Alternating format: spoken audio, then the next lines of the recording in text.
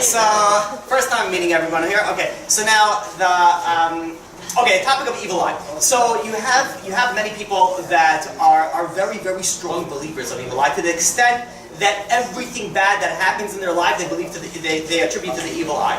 And if they're anything good, that's their own doing, but everything bad is only the evil eye. I don't know if God is in this picture at all, but you have many, many people that believe it with so much conviction that it runs their life.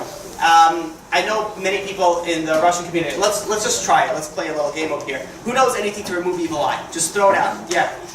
My grandmother did this thing where she roasted something and then she threw it on us. Garlic? Not garlic, like salt, and then she threw it down the steps with water. And I'm not sure what else. She said something. It worked. My dad got better. I don't know how. Really? Okay, anybody else? My dad would actually put salt in the pan, and if she smelled bubble pop, so, Oh, really? And is it also salt? Like the evil eye thing. Yeah, that was. The necklace, or you get the bracelet with that looks like an eye with a hand or something? Okay, the hamsa. Anybody else? The red string. The red string, okay, very good. An egg. Alright, that's a good one. What's an egg? You crack it open in your head? Rinse it out there and repeat? No? Alright. You do something with it over your head, and then you have to throw it in the middle of an intersection. Interesting. So, probably hit people or not, just like egg somebody.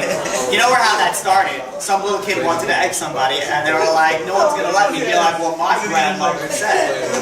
But that's interesting. I never heard that one. That's right. Yeah. There's another one. Actually months ago, but didn't work out. There's Good. this I don't know lady you. in Israel. I forgot her name. Mrs. whatever her name is. Oh, that's not. Which one? Is it in the old city? It's in In Yerushalayim. Geula? I don't remember. Mrs. whatever her name is. She does something with lead pouring. That is That's actually. it? Yeah, certain scenario. It's very deep Kabbalistic, but certain people know how to do it, certain people do not. That's all legit, by the way, I have everything here. Well, the red string we'll get to you. Anybody else have anything else? Yeah. there's a plant. It's like a small bowl of plant. They burn it on a pan. There is It's a something. very strong odor. Yeah, it has to throughout the whole house. There is something. You have something? No? Anybody else have any other? So, Every corner of the house. I had a friend of mine who,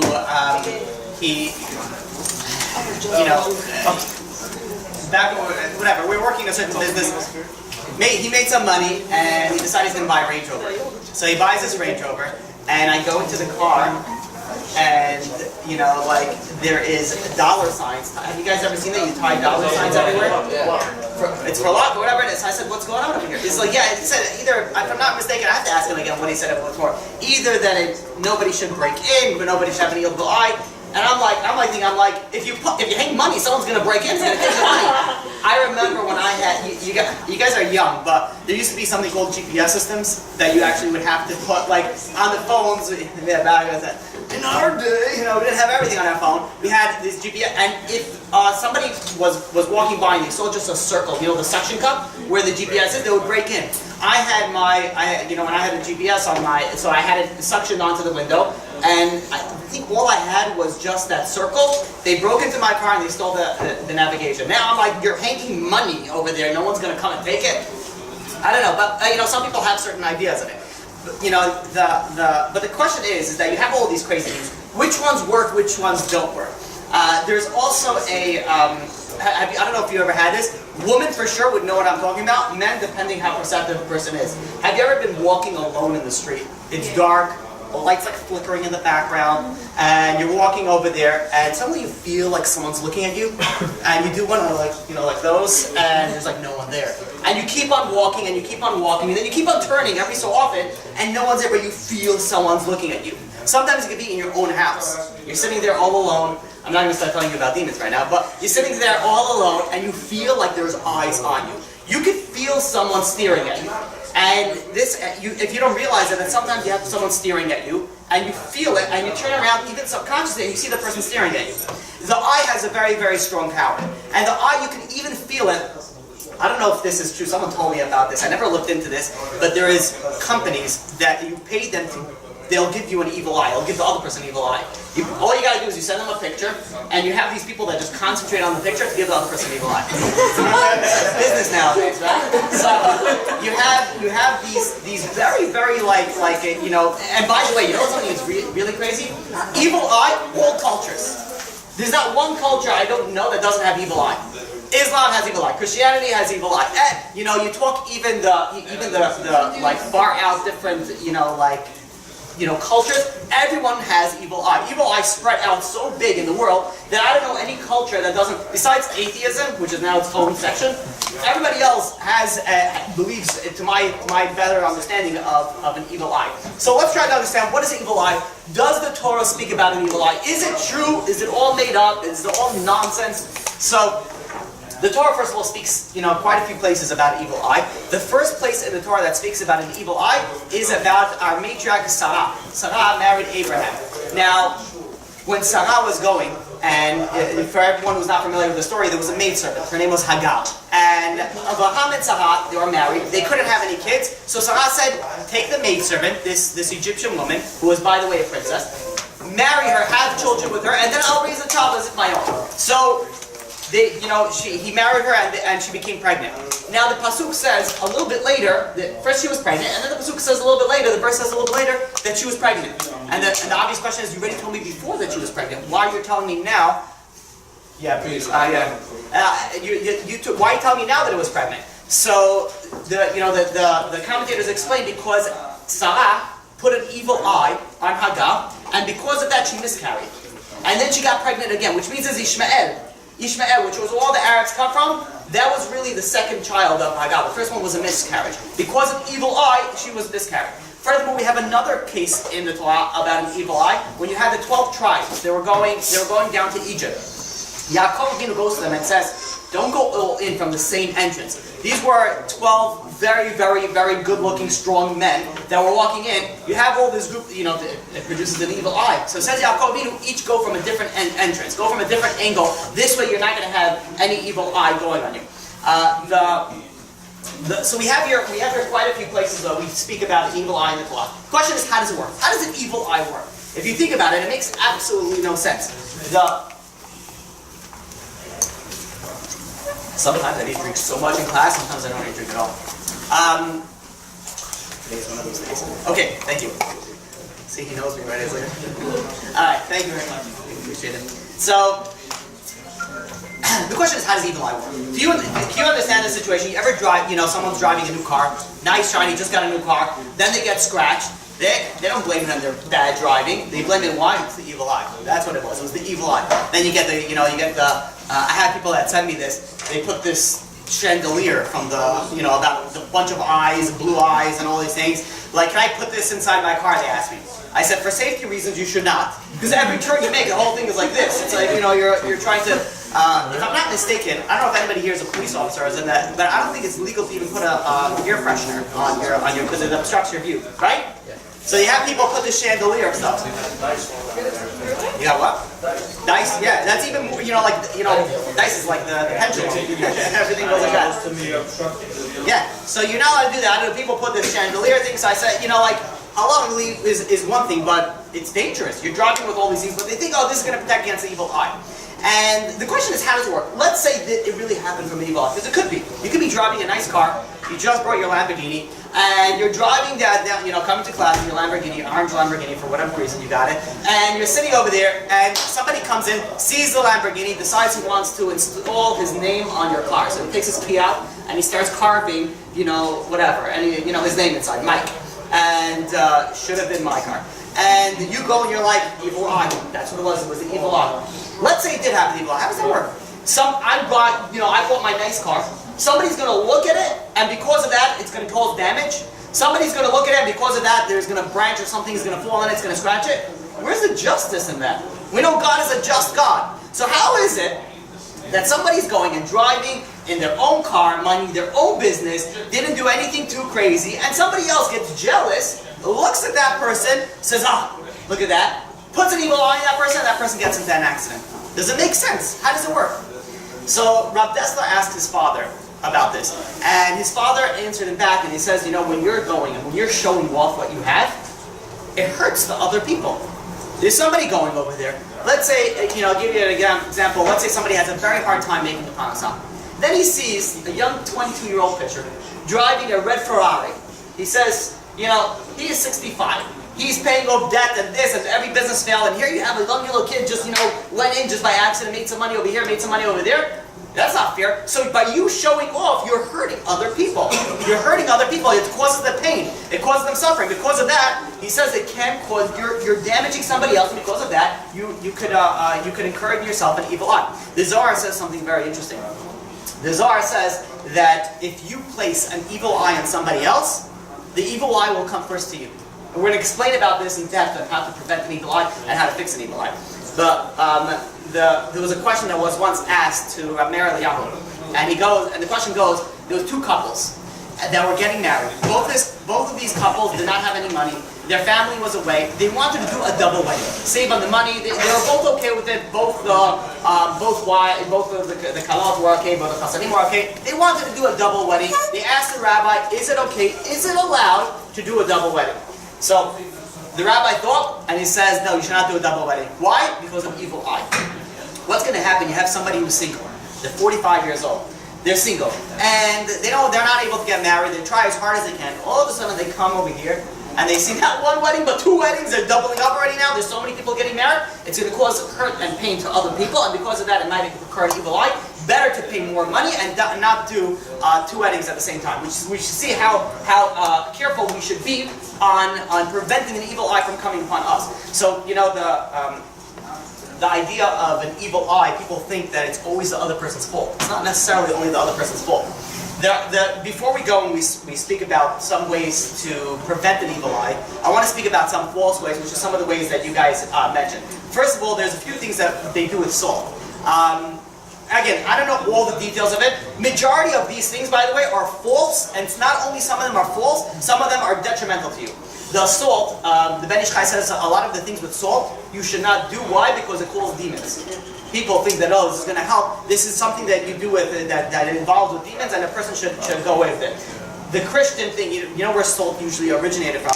Has anybody here seen the Da Vinci painting of the Last Supper? Nobody? Yeah? Okay. So anybody know what happened there with the salt? Anybody know? Nobody ever? If you look at the painting, not that you should, but if you look at the painting, anybody know, I don't know why I'm testing you on Christianity, who was the disciple of Jesus that went off and betrayed him? Judah, yeah. I can't say excellent, but whatever, good job. So near the betrayer of the disciple of JC, the salt is spilled, and because of the salt is spilled, they started taking things from that salt, bad thing, bad representation. The salt spills, not so good. In fact, the way the Christianity works is that there's you got two little angels on your shoulder. You got a good angel and a bad angel. They poof poof. The one is in red tights, and the other one is in like a gown. The little halo on his head. And they said, do it, don't do it.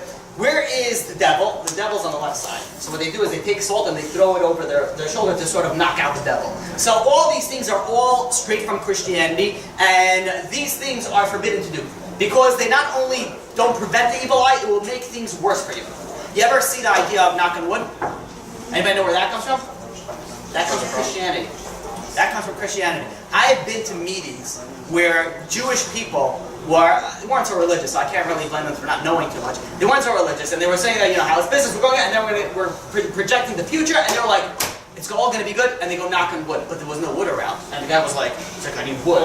And he runs to the wall, and he's like, knock on wood. I'm like, what you doing? Wrong religion, and people don't know, they do knock on wood. You're not supposed to, what's wood come from? So, the wood that the Christianity uses, knock on wood, now comes from the cross. JC was, did this thing on the cross. Now the cross, they do the knock on wood. But for the actual whole wooden thing, knock on wood, didn't originate in Christianity. What happened was there was a, I don't want to get too much into it, but the way that Christianity grew, it grew in a few ways, because Christianity became huge. In fact, it's now the #1 religion, population-wise, soon to be overtaken by Islam, but it's extremely, extremely large. How did they grow? So either one of them by the sword, by the Crusades, by force, the king took over and it became a Christian, country. Now everybody has to be Christianity. You look at Spain, became like that. There are many other countries that became very, very strong by the army. There was another one that they were trying to branch out. And so they went over to one group and they said, hey, listen, why don't you join, we got a really cool thing going on over here. You can do whatever you want. You just believe in, the Son, the Father, this, you believe in 3 of them. And don't worry, everything, you're going straight to heaven. If you don't, you're done. And they're like, we would love to believe in it because it sounds so awesome and easy, but there's a problem. We pray to the tree. And this was an Asherah cult. They prayed to the tree. The Celtics also used to pray to the trees, to believe that the spirits would be in the trees.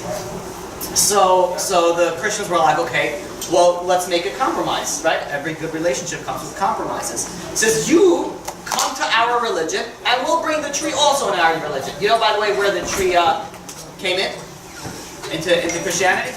Where is it represented nowadays by? Christmas. Yeah, the tree.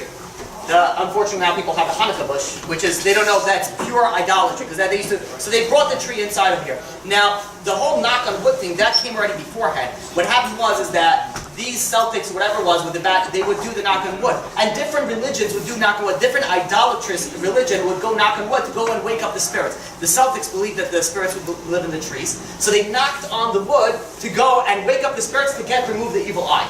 It was pure idolatry. You have the Asherah cult. You have even there was one religion that one of the Greek gods used to have very, very high affiliation with the trees, and because of that they knocked on it. The Irish used to knock on it to give thanks to the leprechauns. This is legit. You can look it up. It's crazy stuff. So all this comes from pure idolatry. Now when Christianity came in, they were like, okay, listen, we'll take everything in, but they switched everything. I don't know why they brought the tree, but the knock on the wood instead of the wood for the Asherah cult. We're saying the wood on the cross. So they started switching everything, and they turned it. They basically, converted it to their own religion. So what we see over here, that people that do these types of things, not only is it not beneficial, you're actually hurting yourself more. You're dealing with stuff that are dealt with idolatry, and it will cause you much more damage than any good, because there's no good that will come out of it. There is also, I don't know if you've ever seen this, people that spit to remove evil eye. You ever seen that? They spit over it. First of all, it's disgusting, so don't do that. Has anybody ever seen anyone do this? Yeah. Okay. Tell them to stop doing this. So what? First of all, it's like, you're speaking to somebody. You do it with phlegm or without? Of course you do. You do it over the shoulder. Oh, you spit on? You get over the shoulder. Very funny.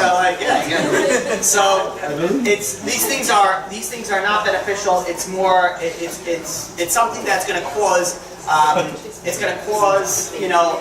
like disgust on the other person. And you're not allowed to even, how Judaism, how the Jewish religion, how careful it looks not to disgust other people, that if you spit on the floor, you can't just leave it over there. You shouldn't really spit on the floor, but you should rub it out. It's disgusting. Somebody's walking over there, they don't need to see your germ-filled saliva over there. It's something that, and there are people going, they spit on the floor, they spit on their hands, they spit inside their shirt, they're spitting now behind their shoulder, they're hitting somebody else, who knows what's going on over here. For an evil eye, these things are more detrimental than good.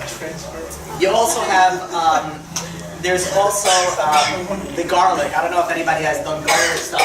When you're dealing with garlic, first of all, just to be kind to your neighbor, you want to eat garlic, do it before you go to sleep privately at your own home. Because when you eat garlic, the whole room smells of it. I happen to not mind it. And for me, garlic doesn't bother me. But I know some people have a very, very hard, this, it's like a health thing. You eat a clove of garlic or something for health. I'm like, yeah, eat it before you go to sleep. Under your own canopy of bed, that you don't, destroy everybody else's, appetite and smell. Nobody has to smell these things. People don't realize this in Judaism. It's not all about religion and this and this, and it's all between you and God. No. We're becoming normal human beings. You're becoming a better person. You have to know how to be, act normal in front of other people. Spitting is not nice. Smearing garlic all over yourself is also not nice. There are many things that you have to think about. What is correct and what is that you need to do. Okay, so now that we spoke about that, let's try to figure out what are the ways to prevent for someone to have an evil eye. Oh, there's also another one. There are people that put like red peppers also to prevent against evil eye. Oh, and I just remembered about Sicilians. And about salt. Some people, they do not pass salt from hand to hand. It causes bad things. There's also keys on the table, and there's also empty bottles. All these things I've never seen before. It's funny that you have people, they don't keep Shabbat. They don't keep kosher. They don't keep anything. But there's a key on the table. They're diving across. They're like, what are you doing over here? Are you crazy? You're not in my house. Are you whistling? What are you calling the demons over here? You know, like they go over here. They go crazy off this stuff. And I'm like, you know that by you not keeping Shabbat, you're causing more damage than every superstition exists. If someone doesn't keep Shabbat, that causes bad things to happen. If you want bad luck, that you don't keep Shabbat, people think, okay, I'll deal with it in the next world. And it doesn't happen. It doesn't work that way. Shabbat is one of the 36 sins that if you don't do it over here, that you get punished for it in this world also. It causes suffering on a person. That's how, you know, I don't know if you realize that. I know many people shouldn't speak about it. I speak about it very often. The importance about keeping Shabbat. And people are like, okay, what's the big deal?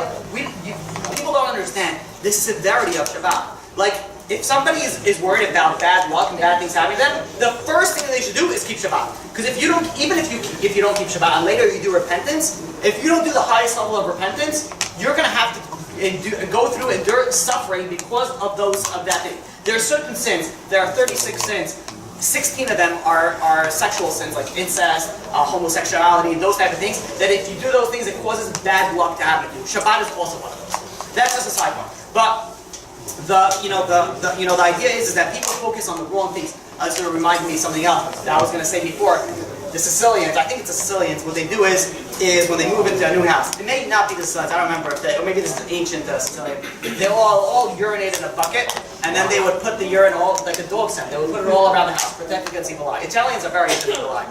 I don't know if anybody knows they're Italians, but they're very, very into the evil eye. So, the idea with this is these are all nonsense, these are all fake. Many of them could cause you greater damage than good. So let's speak about what are the good things that can be done for the evil eye.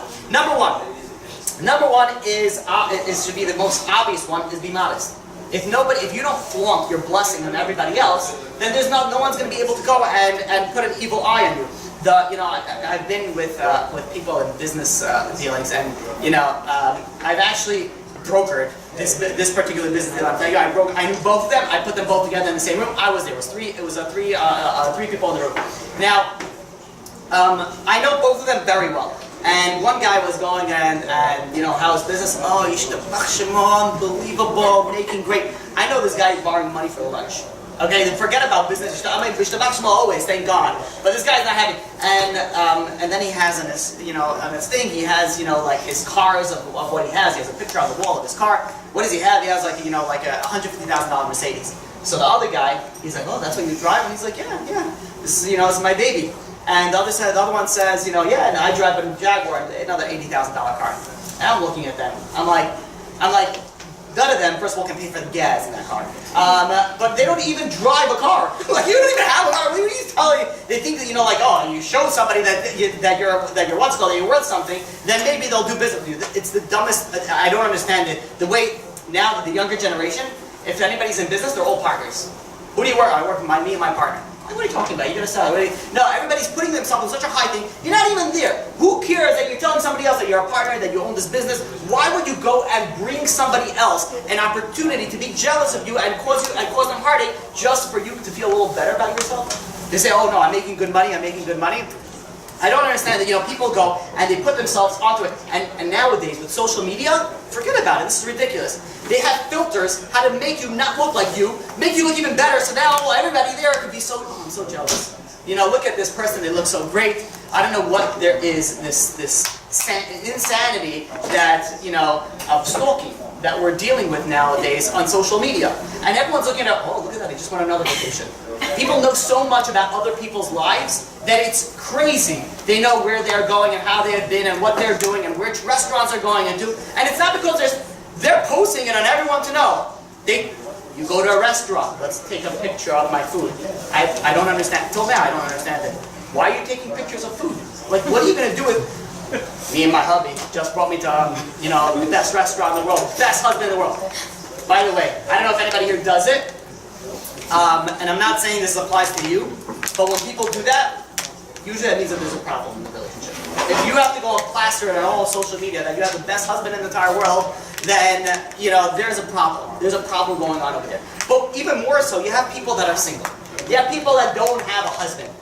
And they're sitting over here, and they're looking at your vacations, and your, all these trips that you're going into. And you know how crazy people are? They go on vacation, they take like, I don't know, 40,000 photos. I don't know where you guys put them or whatever it is, and sporadically post them. We gotta, like, you can't put, because there's a science behind it. If I post too much, I'm not gonna get enough likes. Or the other symbols. And, so they have to go, we'll put it over here, and then we'll see who's going to post it. Then we'll post it a little bit later, and everybody's going to be so jealous. And my life will be so much better, I'll be so much happier, and maybe I'll get out of my depression. I don't know what people are thinking. When they're posting it, what do you gain by plastering all your blessings? You have guys that go, they get a new car. I don't know what this is. I laugh at this. They get a new car. Have you ever, the guys will understand what I'm talking about over here. It's like 40 degrees below zero. And they just got a new car. First of all, the windows are down. Windows are down, music is blasting. I don't know why. And then they park. They park, usually double parking. High beams on, walking around over there. Usually smoking, looking at the car. And the other one, it's freezing. Like, what are you doing? Guy kicks the wheels. You got the Michelin ones, yeah, good ones. I see the stuff over here, it's good. So I pop the hood. Oh, I love this. When this happens, I could be walking past by. I'm like, can you explain to me what's going on over here? He's like, yeah, the engine, 6 cylinders pumping stuff into this engine over here. And then, they're talking about over here that this mythical creature is spinning very fast and making the car go. No one knows what you're talking about over here. But what are you doing over there? You're sitting over there, and they're looking at the shiny new car. And all the friends are like, wow, that's really nice. How fast does it go? It's a beast. Like, what are you doing? This person doesn't have enough money to go on the bus, and you're showing him now your $40,000 car? I'm like, and you expect what? Why is Eli happening? Why am I getting scratched? Stop hurting other people. You got blessings, Baruch Hashem, enjoy it, use it for yourself. Stop. You want a nice car? Okay, fine, go and put it into yourself. There's nothing wrong with driving a nice car. But to flaunt it at other people now put mufflers to wake up dead people, and they drive past by. I was standing where a car drove past by, and it made the alarm of the other cars go off. I'm like, what do you gain from that? Like, what? Everybody look at me. You know that screaming? It's just like screaming attention, please. It's like and then you have those cars, and I'm sorry if anybody has the cars. The lights on the bottom that work with the beats, orange, green, blue, red. And usually the guy that comes out has like a thick chain, pants up to here, the chain is like swinging all over the place. And I'm like, what are you doing? What are you doing? You expect this not to, the great blessing is what's going to happen to you? People don't realize what they're doing and how much they are hurting themselves. They're hurting themselves. That, you have... The truth is, I could go on social media for hours, and I don't want to because we don't have the time for it. The idea is over here is you want a blessing. God gave you a blessing. That's awesome. Thank God for it. Stop hurting other people with this blessing. Be modest. You want to prevent evil eye? Be modest. And by the way, the whole idea of modesty, in Judaism, a woman also has to be modest. And this is also one of the reasons. A woman goes and flaunts, stuff like that. And then this could also cause, problems besides all the modesty issues, halachically. But the problem is also, other people are looking at it. There's a woman who's been dieting for 75 years. She's only 20 years old, but she's dieting for 75 years, trying to get skinny. And then there's another girl who just eats fried food for breakfast, lunch, and dinner, and she's skinny as a stick. And she's like, oh, this is my dinner every time, and she's like eating this stuff, and she's like, I don't understand, I've been eating carrots my whole life, and she's, people on their diets are ridiculous. They eat carrots and they eat celery, and then they cry, and then they eat carrots and celery, and then they cry, and then this is what they do, and this is their diet, and they can't lose weight, and then you have somebody else with it, and they're flaunting their body, that's going to hurt somebody else. Besides the whole idea of the prohibition of it. So then, number one is to be modest. The more modest that you are, the more protection that you have against the evil eye. The red strings we'll get to in a second, but you can put 1,000 red strings all over your body. These are red monk. Walking around, you're flaunting it, it's not going to prevent you from an evil eye. There are many blessings that we give, like fish. It finishes off by and they be multiplied like fish. We give blessings of fish. You ever wondered, anybody here have fish or fish tank? Nobody? Oh yeah? Well, that's not going to do much for you, but I'm saying, I hope they don't have babies, which is why the next question I'm going to ask. Have you ever seen a fish have babies? They have like 7,000 babies at a time. The fish is this big.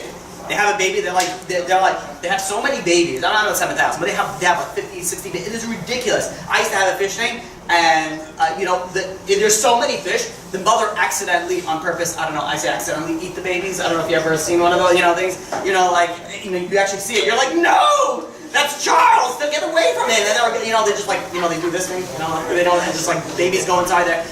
They have so many kids. How does a fish have so many kids? Because it's where the eye doesn't see. Where the eye doesn't see, there's tremendous amount of blessing. There's tremendous amount of blessing that the eye doesn't see. Because when you keep things modest, you'll have tremendous amount of blessing. So that's number one.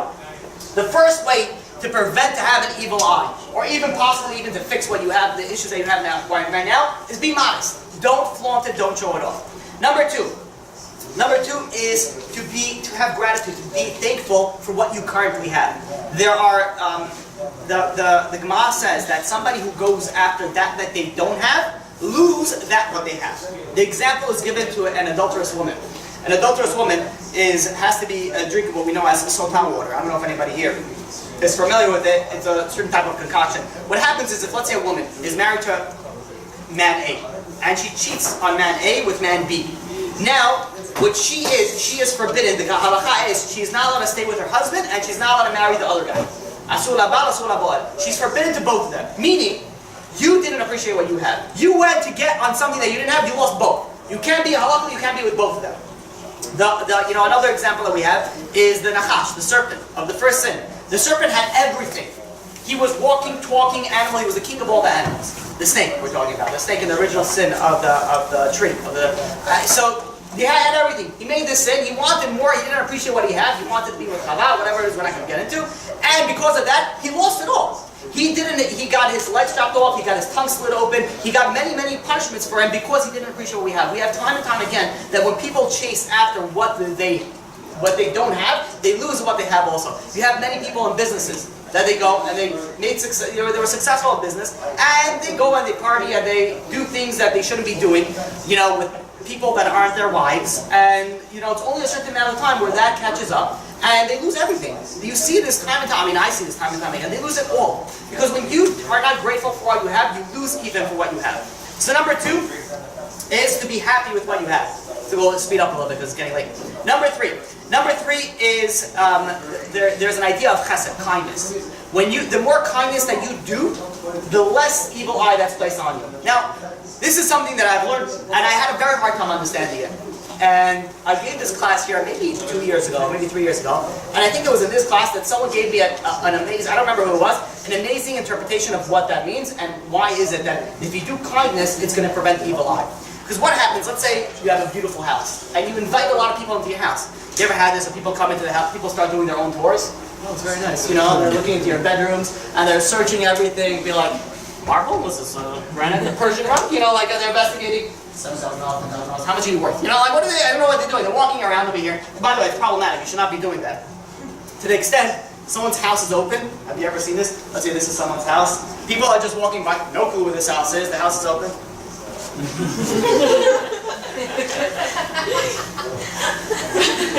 Well, what are you looking at someone else's house for? It's not your house. What are you investigating for? There's no, people go and they put it, but let's say somebody goes and invites everybody over to their house, they're doing a shiur talach, but then they're nervous, they have a very nice house. Maybe someone's going to put an evil eye. But what happens is if you keep on doing kindness with the things that you have, people are going to be like, this guy's awesome. This guy is so good. No one's going to have an evil eye because this guy does so much. There's certain people that they do so much with their money and they're so good with their money that people are like, they deserve it. And then there's certain other people be like, what did he do for no, didn't do anything for anybody. And they're like, maybe an evil eye could go on it. But if somebody constantly does kindness, it's just such a nice person that's just constantly giving to other people, people are going to be like, eventually like, no, this guy, whatever, he deserves it or she deserves it. They're not going to put the evil eye on you. So that's number three. Number three is to do kindness. Again, number one, modesty. Number two, anybody remember what we're talking about? What? Be grateful. Okay, good. And number three, chesed. Excellent. Very good. Let's get two more. Number four is, should be number one. Number four is a very simple one. Pray. Pray that evil eye shall have no, power over you. And in fact, we do. If you go through the prayers, in the morning prayers, we pray that you have to save us. We pray in the morning, save us from an evil eye. That's one of the things that we pray for. Praying is a very, very powerful thing. Pray that you should be protected from the evil eye. And finally, number 5 is the idea of measure for measure. And the idea is like this. You want to protect, this is probably the greatest protection that you can have for an evil eye. The way that the evil eye works, how does the evil eye work? The evil eye works like this. And this is something very important to understand how evil eye works. You're standing and you're watching someone drive a very nice car. We're using a nice car, let's use a nice car as an example. Someone driving a very nice car. And this person says, hey, that's a really nice car. I wish I'll have a car like that. That's not an evil eye. No problem with that. I want a nice car also. He has a nice car. I want him to have a nice car. I want her to have a nice car. Everybody in the world's going to have a nice car. Right? This is Oprah. Right? Everybody's getting a car. So he's going and he wants other person to have a nice car. And no hard feelings. But let's say, the same scenario. But this time, they're looking at it and they say, how come he has a nice car and I don't? How come this person has a nice car and I don't? That's not fair. Why does he deserve it? I'm so much of a better person. Now what happens, that's by the way, and I want to tell you guys that's how you place an evil eye on somebody else. Now how does that work? It works is that everyone has a representative up in heaven. It's part of your soul, we're not going to get into it Kabbalistically, it's a part of your soul that goes up in heaven that sort of is your lawyer up in there. Now, you are going and you're saying, hey, how come Mike has this car and I don't? And you get, and what happens is your angel goes up to over there to the court and says, hey, how come Mike has this, whatever name I use, how come Mike has it and my guy doesn't have it? So they say, I don't know, let's open up Mike's books and let's see if he really deserves it. And they start doing an audit. They do an audit on the other guy. They do an audit on the other guy. See, does he really deserve it? And sometimes they'll be like, you know what? He doesn't really deserve it so much. You know, I'll give him a few scratches. He has to get it in. You go and by your saying like, why does he deserve it and I don't? That's placing an evil eye against that person. Now, let's say you go to Mike and you do the same scenario. How come he has it and I don't? So the angels go up there and the same scenario plays out. But this time, you know, when they come in to open the books, Mike's angel goes and says, you're not opening up Mike's books. This is what are you talking about? That's the way the procedure works. He said that, you got to open the books, you got to do an audit. He says, no, you can't do that, because Mike never opened anybody else's books.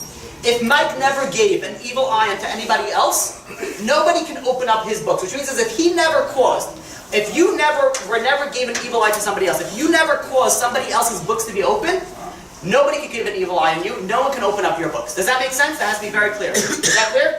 This is the idea of measure for measure. You want the greatest protection against an evil eye? Never put an evil eye on everybody else. Be happy for everybody else. The source of all these things is jealousy. The source of an evil eye is jealousy. If you can prevent yourself from working on yourself on not being jealous, then you're putting yourself in a situation that an evil eye can never affect you. It will never be able to affect you. Okay, those are the 5 things. I know it's getting late. I'm supposed to give you like a 5-minute break and then we'll continue right? No? But I think, what time is it, 9?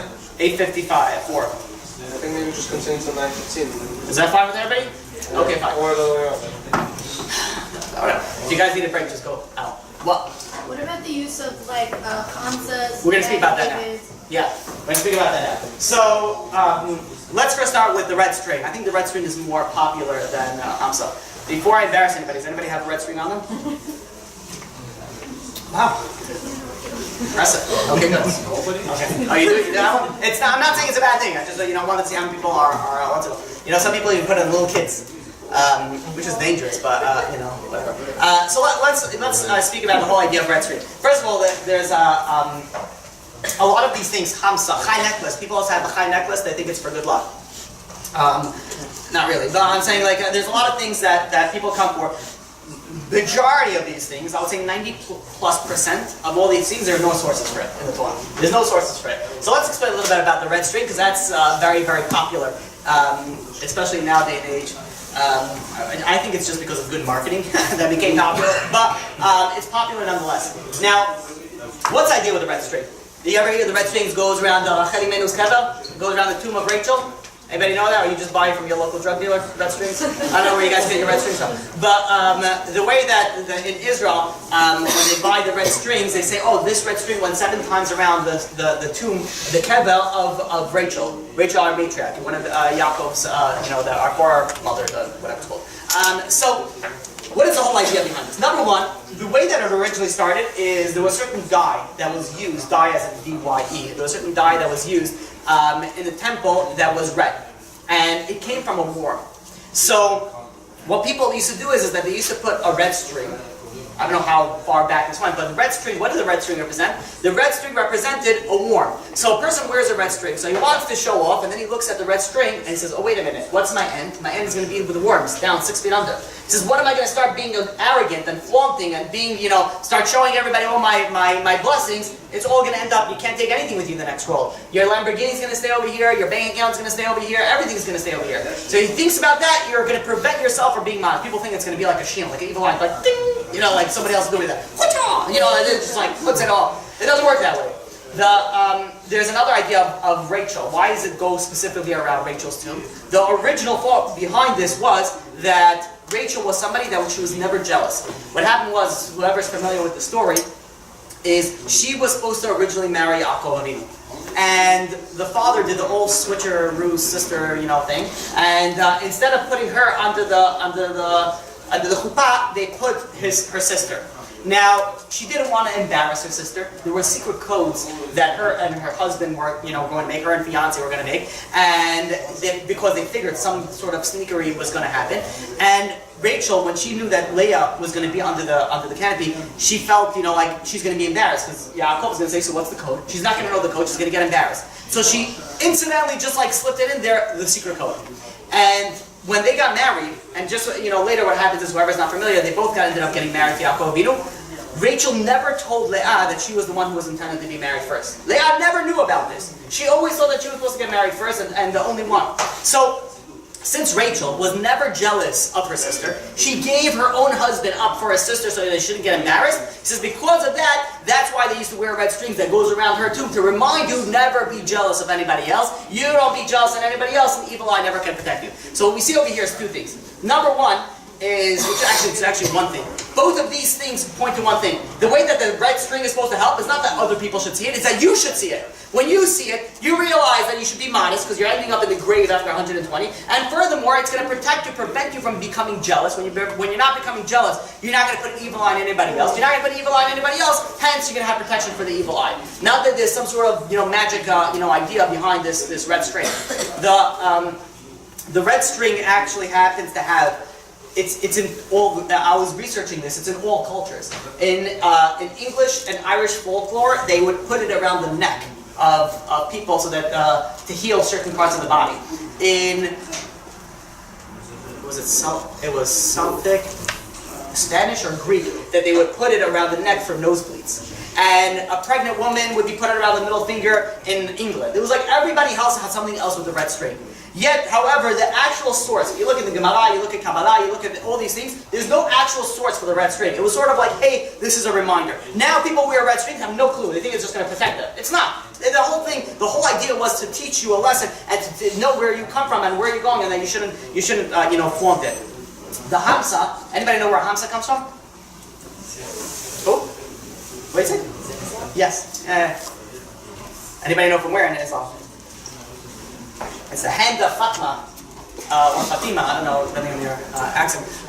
It's one of Muhammad's daughters, I'm sorry. One of Muhammad's daughters, it's the 5 fingers, also represents the 5 pillars of Islam. There's different things where it comes from, the idea of the Hamsa. And the whole thing with the evil eye, the eye in the middle, also, that.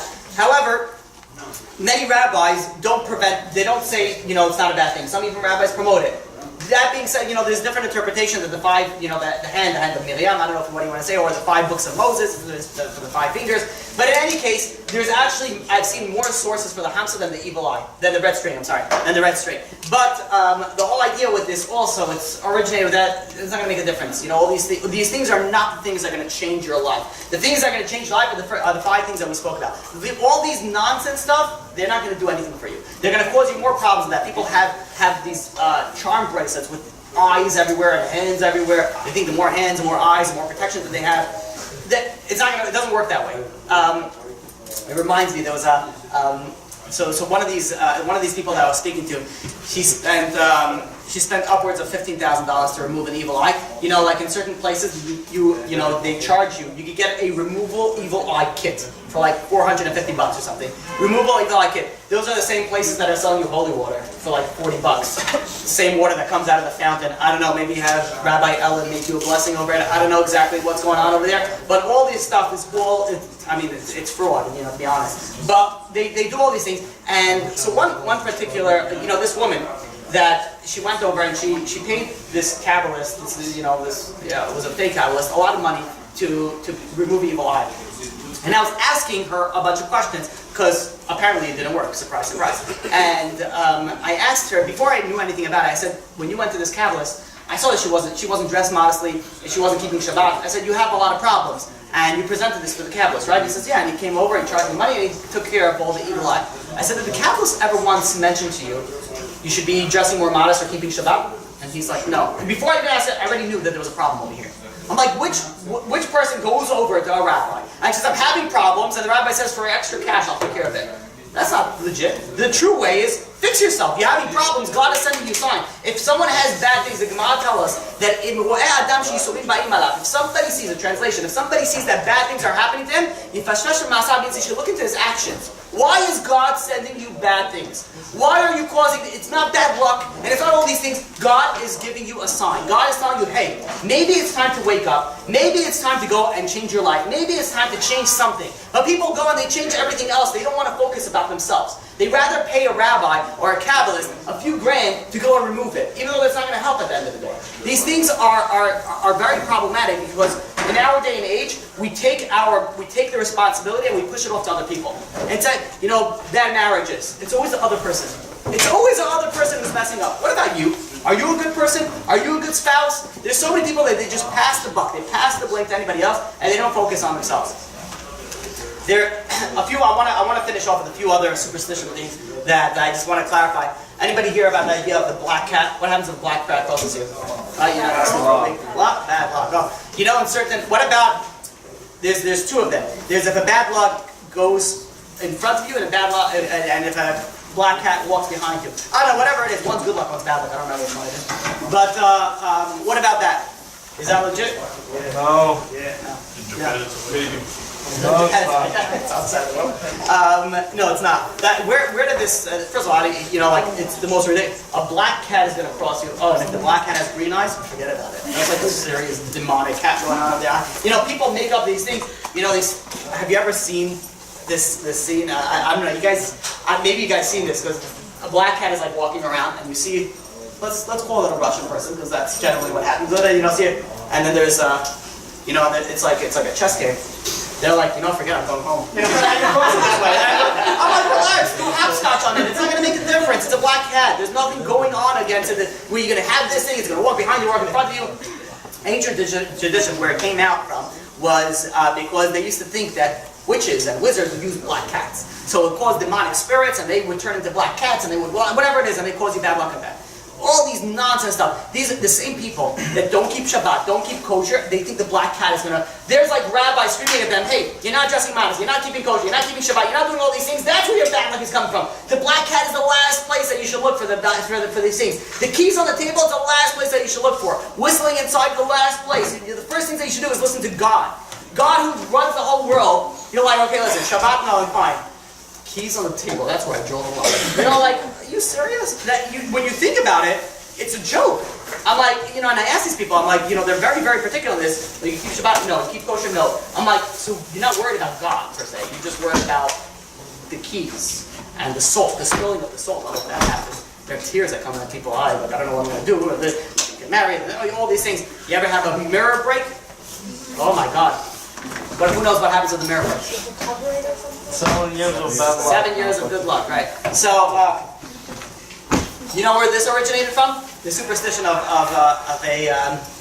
a mirror broken is, you know, in about the, I don't know, let's say maybe the 1500s, whenever the mirrors, you know, started coming out, it was made with silver, and the silver in the back, and it was silver and glass, and it was very, very expensive to make. So the rich people had mirrors, and, you know, other people, I don't know, used lakes or something, I don't know what it is. So, the peasants, they used water as their mirrors. What happened was that if, let's say, a servant was cleaning the mirror, and it accidentally broke, that was very expensive. So the masters would make them, now you're going to have to work an extra 7 years for that. So they used to relate the two things because it was so expensive. 7 years of working, 7 years of bad luck. There's another understanding of it is that there's something called, I think it's called captromancy or something like that, where you do this fake divination, like predicting the future by looking through based off your reflection. And if you have a distorted image, it means that you're not going to have good, whatever, this is all nonsense.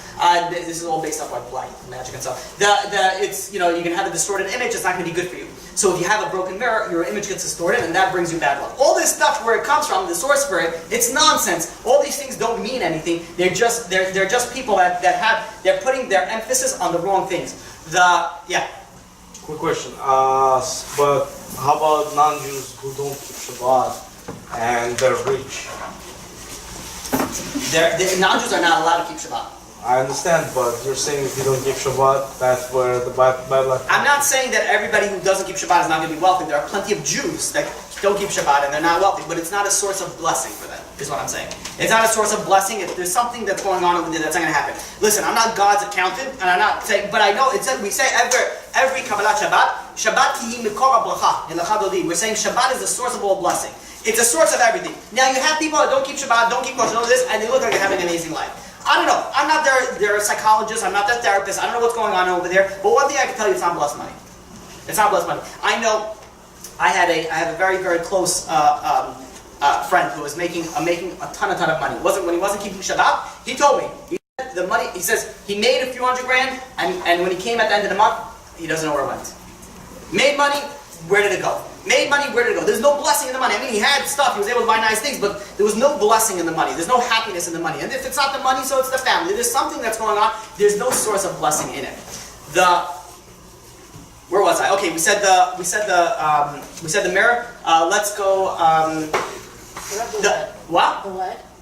The lead. So the way that it works with the lead to remove the evil eye. There are some people that know how to do it, and it can be done. It's based off Kabbalistic things, Kabbalistic incantations. But you do have to be careful where you go to it. What is that?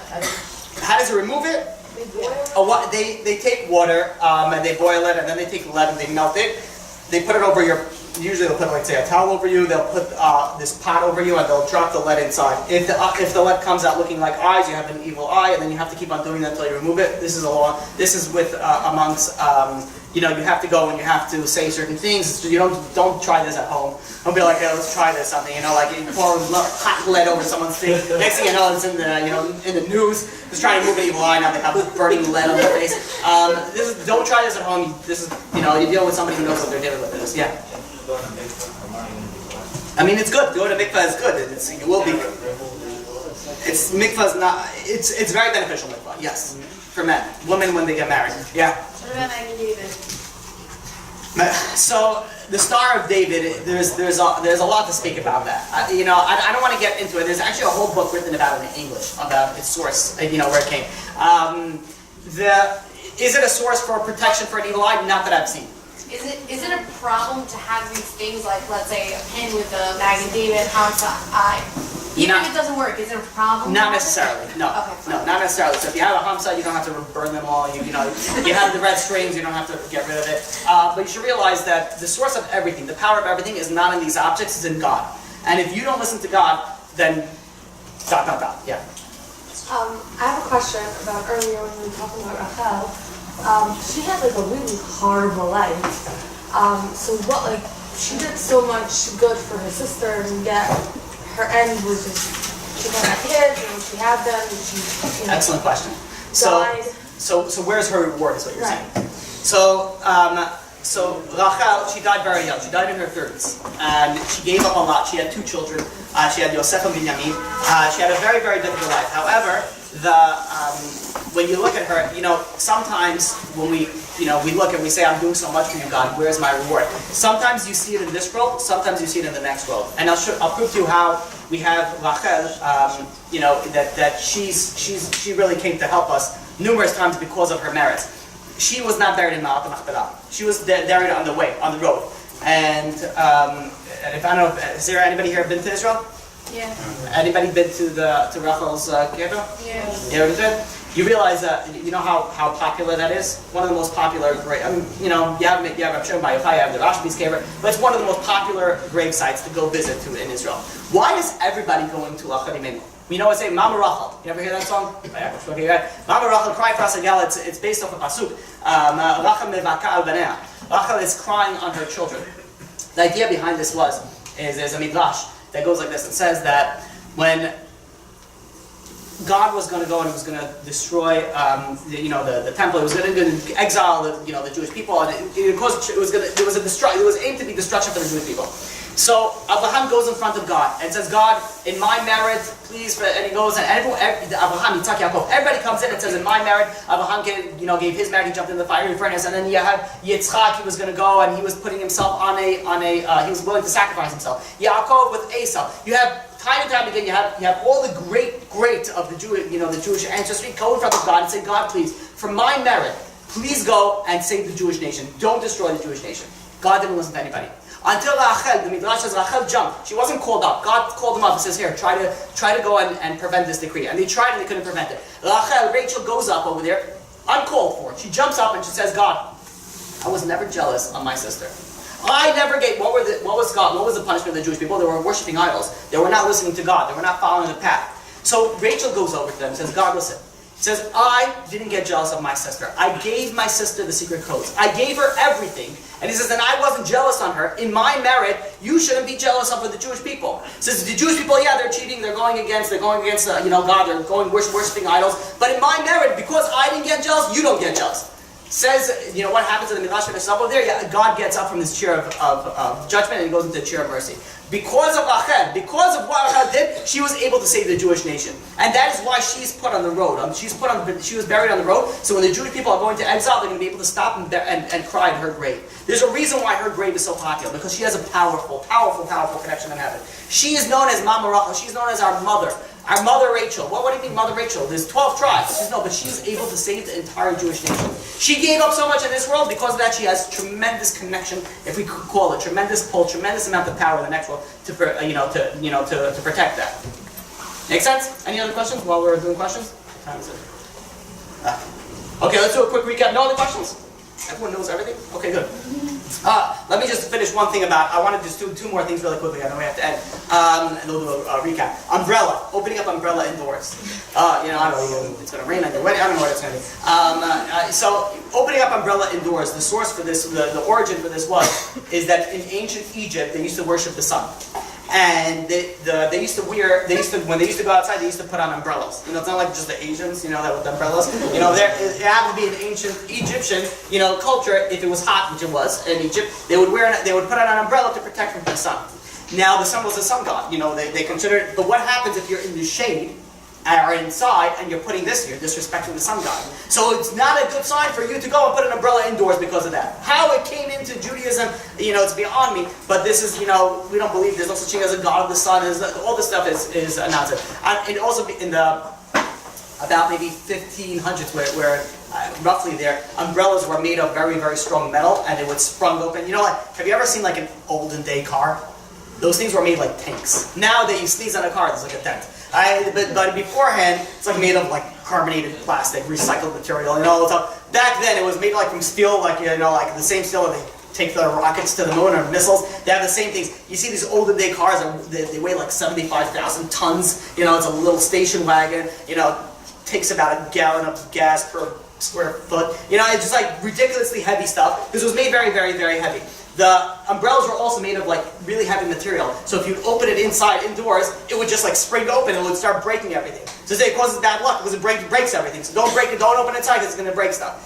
And one final thing, 5-minute warning. I'm going to finish in less. Okay. So the idea of also walking under a ladder. Walking under a ladder, I don't know if you guys ever heard about this. I'm saying, why did it start as that? Is the way that they used to hang people on the gallows, is they used to make them walk up the ladder, and then they would push the ladder off, and then the body would just fall down. And they used to feel that when the body falls down, it just stops, but the soul keeps on falling down to the ground. So under the ladder is where the soul is. So you should not be walking on the ladder because that's where the soul is in bad luck. Again, no source in Judaism from any of these things. There's much better things that you can focus on. You should much better to focus on things that are legit, and those are things like Shabbat, kosher, the Torah, modesty, that's going to get you a lot more. Let's finish up, let's see who's here and was listening. The 5 things that we spoke about that will prevent you from modesty. Anybody know number 1? I said modesty, I said even lie, I just gave it up. Modesty, good. Gratefulness, good. Kindness, I said good. 1 more. Prayer. I don't know how we got to 6 because there was another one. I don't know how. Don't be jealous. Measure for measure. Right, if you don't do it on somebody else won't do it to you. Okay, Chazak Ba'ov, thank you very much.